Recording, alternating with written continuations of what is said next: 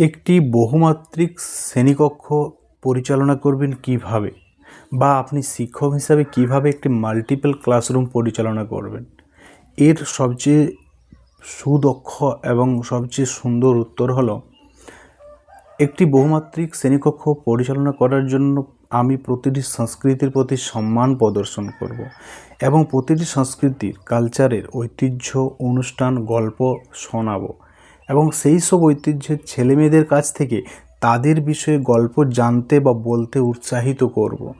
এছাড়া প্রত্যেকের প্রতি সহনশীলতা ও শ্রদ্ধার পরিবেশ তৈরি করব।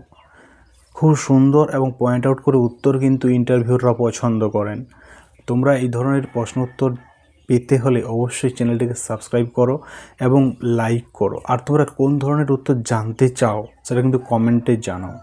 এছাড়া আমাদের এই চ্যানেলে আরও ভালো ভালো প্রশ্ন, ইন্টারভিউয়ারদের মতামত, ইন্টারভিউয়ারদের যে প্রশ্ন জিজ্ঞাসিত হয়েছে সেটি নিয়ে আমরা আলোচনা করব। ভালো লাগলে সাবস্ক্রাইব করে পাশে থেকো। Best of luck.